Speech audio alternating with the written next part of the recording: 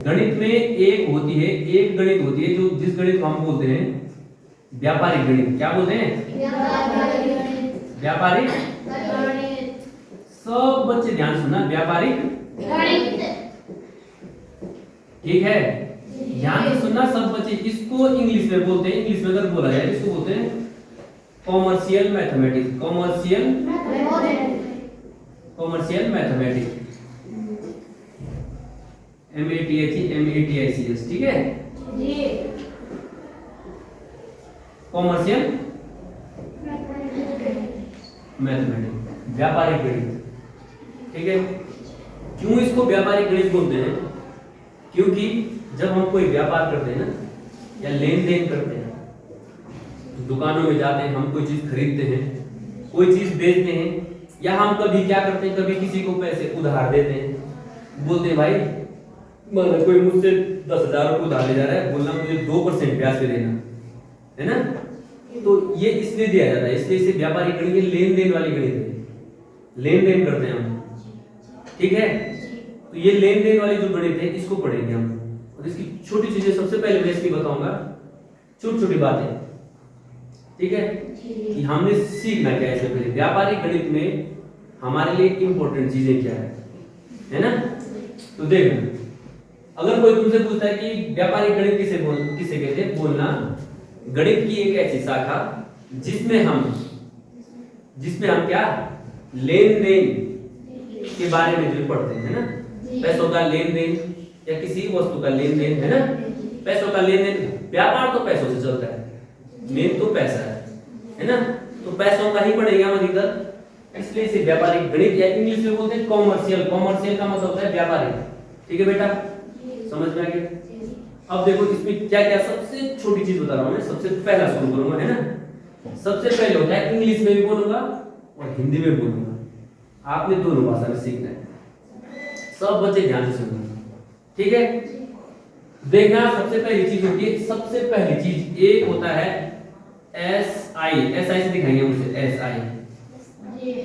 SI को बोलते हैं, देखो SI को बोलते हैं सिंपल इंटरेस्ट। क्या बोलते हैं? Simple interest. अब मैं इसको पढ़ाऊंगा, देखो इंटरेस्ट, INTEREST, सिंपल इंटरेस्ट। इसको बोलते हैं, सिंपल को बोलते हैं साधारण। सिंपल क्या बोलते हैं?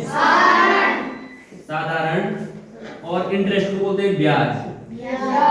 साधारण ब्याज। क्या पढ़ेंगे? साधारण ब्याज। शॉर्टकट में बोलेंगे SI, ठीक है, सिंपल इंटरेस्ट या साधारण ब्याज। एक होता है R से हम पूरे गणित में, व्यापारिक गणित में R को बोलते हैं रेट ऑफ इंटरेस्ट। इसको बोलेंगे हम ब्याज की दर। रेट को क्या बोलेंगे? दर।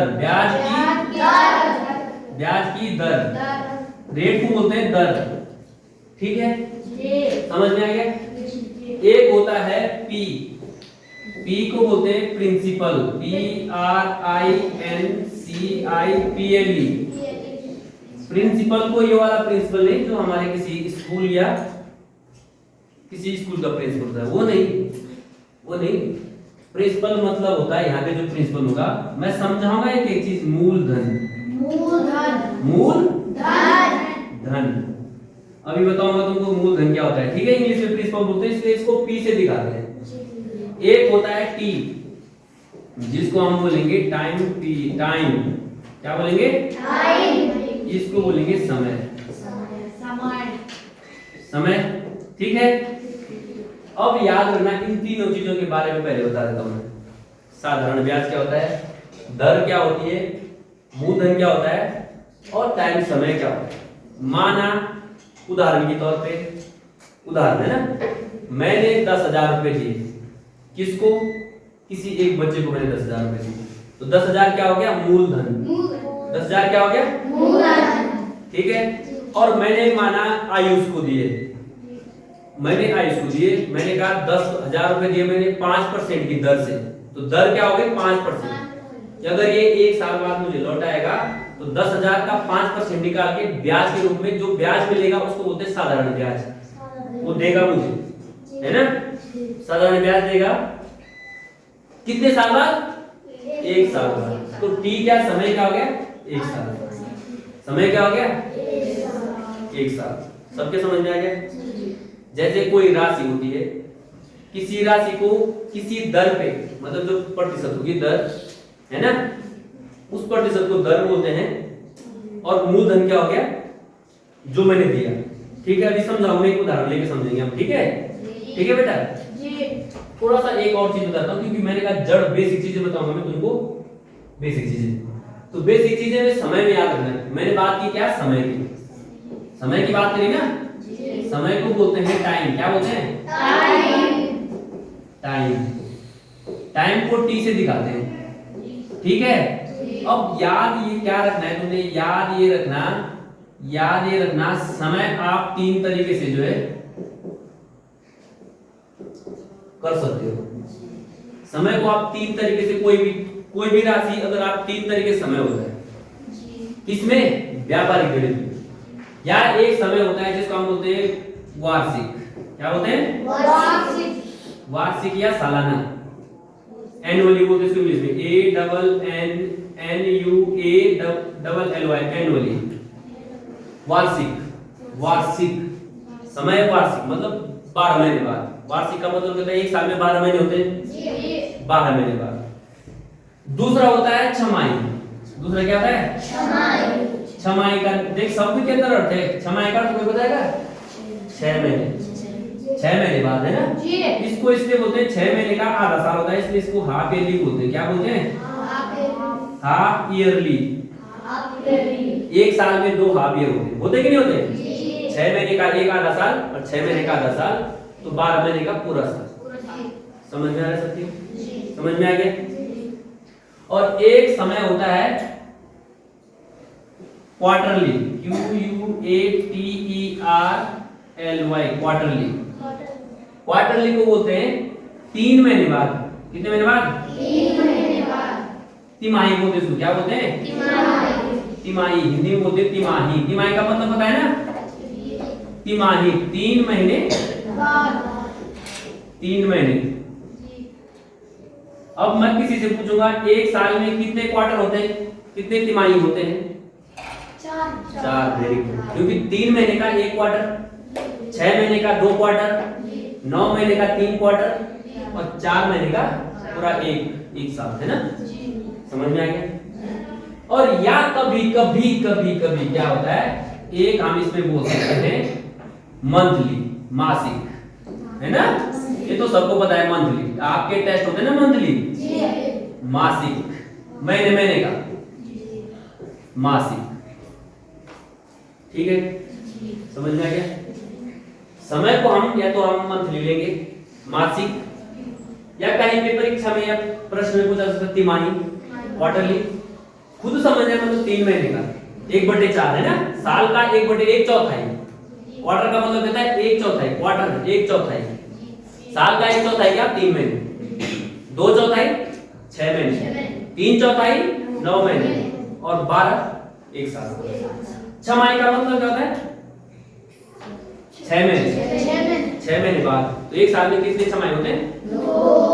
और वार्षिक तो तुमको बताया, वार्षिक तो ईयरली बोलते हैं या एनुअली बोलते हैं, ईयरली बोलते हैं। ठीक है बेटा? देखो मैं इंग्लिश, हिंदी सब चीजें, छोटी छोटी चीजें बताता हूँ, आप इसे याद रखना। फिर एक सूत्र बन जाता है हमारे पास। देखिए एक सूत्र बनता है जिसको बोलते हैं साधारण ब्याज का। एक सूत्र बन जाता है साधारण ब्याज, SI, साधारण ब्याज। साधारण ब्याज का एक सूत्र बनता है साधारण ब्याज। साधारण ब्याज को क्या बोलते हैं?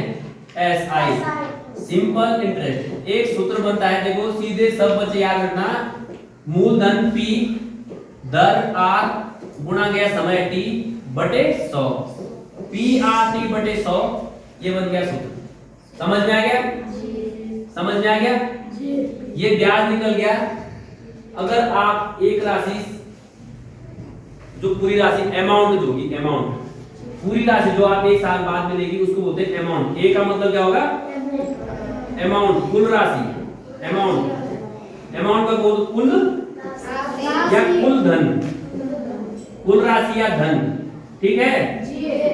जो तुमको 1 साल बाद मिलेगा वो याद रखना, जितना मूलधन होगा और जितना साधारण ब्याज आएगा ये पूरा बन जाएगा अमाउंट। ये दो सूत्र बन जाते हैं यहाँ पे व्यापारिक गणित। एक उदाहरण से समझा देता हूँ, सब कुछ आपको समझ जाएगा। ठीक है, एक उदाहरण से सब कुछ समझ में आ जाएगा। और समय के बारे में भी बताऊंगा, एक छोटी चीज और है उसमें, है ना। उदाहरण पहले समझो, माना सबसे पहले आसान उदाहरण समझो। माना मैंने मूलधन 10,000, इतने 10,000 किसने, मैंने दिए 10,000 किसी बच्चे को मैंने या आपको दिए मैंने 10,000 रुपए। 10,000 रुपए मैंने उधार दिए, कितने साल के लिए, 2 साल के लिए, 2 साल के लिए ईयरली दिया मैंने, 2 साल के लिए मैंने किसी बच्चे को 10,000 रुपए। और मैंने कहा भाई 2 साल बाद मुझे जो दर है 10% के साथ देगा, कितना 10% के हिसाब से मुझे वापस देगा, दर दे दी मैंने। तो बताओ कितना ब्याज देगा मुझे 2 साल बाद? नहीं, निकालेंगे, हम निकालेंगे, ऐसे मन से नहीं बोल सकते। मन से तो हम अपने तरीके से गणित में अपनी मनमर्जी से, या मैं भी अपनी तरीके से कुछ नहीं कर सकता हूं, क्योंकि रूल है, नियम है, सूत्र है ना। सूत्र जिसे समझ में आ जाए उसके लिए गणित आसान है, और सूत्र जिसके समझ में ना आए वो जिंदगी भर गणित से परेशान है। तो सूत्र समझो, बिना सूत्र का तो ये होगा नहीं। तो मुझे पता है, मैंने देखो मूलधन पता है मुझे, समय भी पता है 2 साल, और दर भी मुझे पता है 10% ईयरली, वार्षिक। समय क्या लिया, वार्षिक है। अभी बताऊं मैं समय के बारे में, क्योंकि समय कभी कभी वार्षिक होता है, कभी छमाही होता है, कभी तिमाही होता है, कभी मासिक होता है। तो उसमें क्या परिवर्तन होता है वो मैं बताऊंगा। और मैं आसान वाला उदाहरण समझा रहा हूं, ठीक है। माना दर वार्षिक है, कैसे, 1 साल बाद लगेगी दर, ठीक है, प्रत्येक साल लगेगी, तो 10% के हिसाब से प्रत्येक साल लगेगी। तो मैं क्या करूंगा, साधारण ब्याज का सूत्र लिखूंगा। देखो स्टेप लूंगा, साधारण ब्याज का सूत्र लिखूंगा। साधारण ब्याज का सूत्र मुझे पता है, क्या सूत्र पता है, P गुणा मूलधन गुणा गया दर गुणा गया समय, और बटे 100, ठीक है। मैं निकालूंगा साधारण ब्याज, क्योंकि मूलधन मुझे पता है, मूलधन कितना है 10,000, दर मुझे पता है 10% वार्षिक, और समय मुझे पता है कितना 2 साल, और बटे 100। इसे हल करेंगे हम, 2 जीरो से 2 जीरो उड़ा दो, 100 10 आएगी 1,000, 1,000 दो ना 2,000, ये रुपए का चिन्ह है 2,000, ये रुपए का चिन्ह है, ठीक है। 2,000 रुपए का ब्याज मिलेगा मुझे, 2 साल बाद कितना ब्याज मिलेगा, 2,000 मिलेगा ना। इसका मतलब समझना है कि जो मुझे कुल धन मिलेगा, कुल राशि अमाउंट मिलेगी, मैंने कहा था मूलधन में ब्याज जोड़ दो, बताया था ना सूत्र। तो मूलधन कितना था 10,000, 10,000 था ना, और ब्याज कितना मिला मुझे 2,000। तो 10 और 2 जोड़ दो, 10 और 2 कितना हो गया 12,000। कितना मिल गया 12,000 रुपए मुझे 2 साल बाद मिलेंगे। समझ में आ गया सबके, सबके समझ में आ गया। 2 साल बाद मुझे 12,000 रुपए मिलेंगे, मतलब 10,000 का 2,000 मैंने क्या खाया, ब्याज। 2,000 रुपए का मुझे मुनाफा मिला। समझ में आ गया। तो साधारण ब्याज से संबंधित प्रश्न ऐसे आएंगे, ठीक है।